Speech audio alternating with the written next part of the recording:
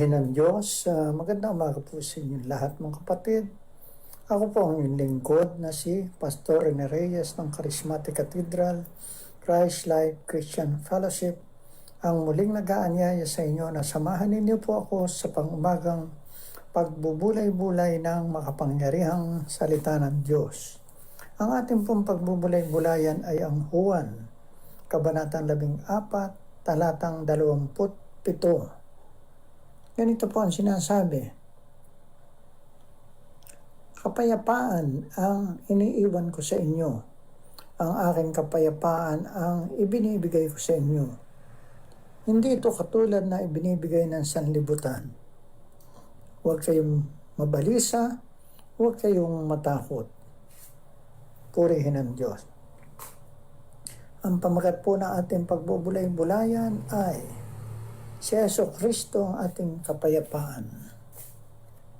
Ano po ba ang kapayapaan? Ayon po sa pakahulugan ng tao, ang kapayapaan ay ang kalagayan ng pagkakaroon ng katahimikan, katiwasayan. Ito ang katayuan sa panahon na walang gulo, away, alitan o digmaan, o anumang pagsubok o kahirapan sa buhay. Katumbas ito ng kapanatagan, mapayapa, panatag, tiwasay, tahimik, kalmado, kahinahunan, mahinahon, hindi maligalig, walang istorbo, walang kalikutan, matiwasay, matimpi, walang tinag, walang galaw, serenidad, malubag, makalma, malamig, nakahupa, tahimik. Subalit ayon sa banal na kasulatan, ang kapayapaang dulot ng Panginoong Hesus ang tunay na kapayapaan. Ito'y higit pa sa kalagayan ng kapayapaang pantao. Sapagkat ang dulot ng Diyos na kapayapaan ay sa kabila ng kaguluhan, away, alitan o digmaan sa kapaligiran. Pinananatili ng Diyos ang ating puso na panatag, payapa, tiwasay, tahimik, kalmadong may sekuridad. Dahil alam natin, ipinagkaloob na ng Panginoon ang kapayapaan sa ating puso. Ito ay nananahan na sa atin at nagbubunga ng kapayapaan. Ito ay ang banal na espiritu. Subalit ang kapayapaan sa ating bagabag na puso ay darating lamang at lubos nating mararanasan sa ating buhay sa pamamagitan ng pagtitiwala sa Panginoong Hesus at pagpapasakop sa Kanya at sa paglakad ayon sa Kanyang banal na espiritu. Ang walang hanggang kapayapaang ipinangako ni Jesus ay panloob na kapayapaan na dulot ng pananampalataya.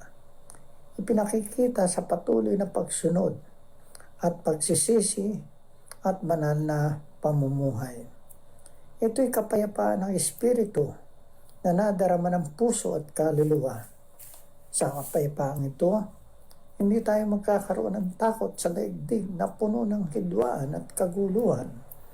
Malalaman natin na sa kaibuturan ng ating puso na ang lahat na nangyayari nasa kamay ng Panginoon.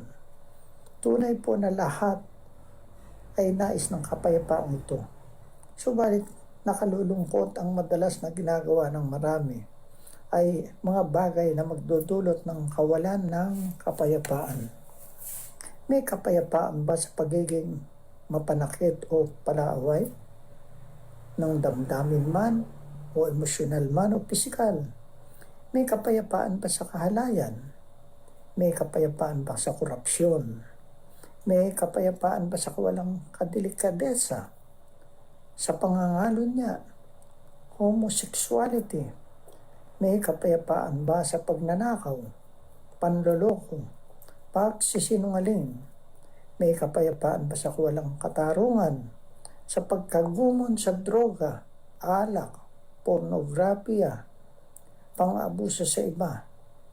Ito man ay emosyonal o pisikal o sexual?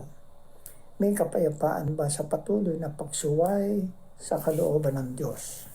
Tandaan po, ang katiyakan ng kapayapaan ay kapag tayo ay namumuhay ayon sa kalooban ng Diyos. Kapag ang mag-asawa ay nagmamahalan at tapat sa isa't isa. Kapag ang mga anak ay nagmamahal, umagalang at tapat sa kanilang mga magulang. Kapag ang buong sambahayan ay nagmamahalan, nagtutulungan at matapat sa isa't isa.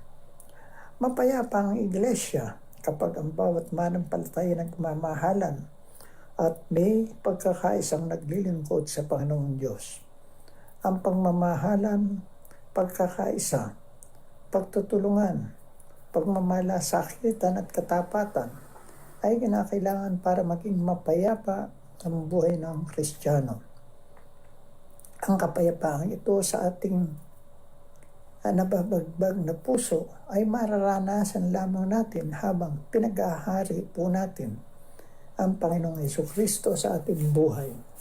At kapag lumalakad tayong lagi ayon sa lakad ng banal na Espiritu.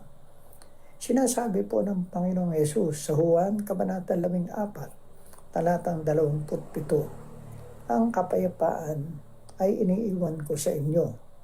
Ang aking kapayapaan ay ibinibigay ko sa inyo. Ang kapayapaan ay isa sa bunga ng Espiritu. Tandaan po na nananahan ang banal na Espiritu sa ating mga Kristiyano. At habang tayo lumalakad na kasama niya, laging mapayapa ang ating buhay. Pinangako po ng Panginoong Hesus sa kanyang mahal na mga tagasunod na ang kapayapaang ipinagkaloob niya sa kanila ay ang banal na Espiritu na magbibigay sa kanila ng kapayapaan. Kaya't sinabi ng Panginoon, huwag maglumihana ng iyong puso, ni matakot man. Juan Kabanata 14, talatang 27. Ang mga bagay na ito ay sinalita ko sa inyo upang kayo magkaroon sa akin ng kapayapaan. Patuloy po niya, sa sanlibutan ay mayroon kayong kapigatian, ngunit laksan ninyong yung loob. Aking dinaig ang sanlibutan. Juan Kabanata 16, talatang 33. Ang tunay na kapayapaan na nakatanim sa kaibuturan ng inyong pagkatao ay dumarating lamang sa pamamagitan ng pananampalataya sa Panginoong Jesucristo.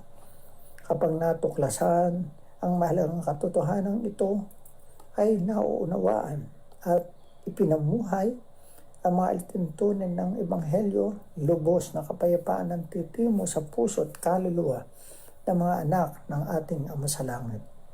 Isang katotohanan na si Jesus ang Kristo ay anak ng Diyos.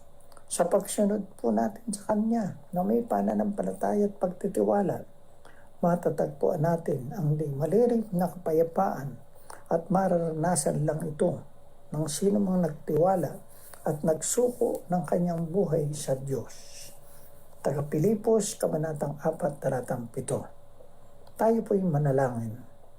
Panginoong Diyos, maraming salamat po sa kapayapaan dulot mo po sa amin sa araw-araw. Amen. Patuloy po kayong pagpalain ng Diyos.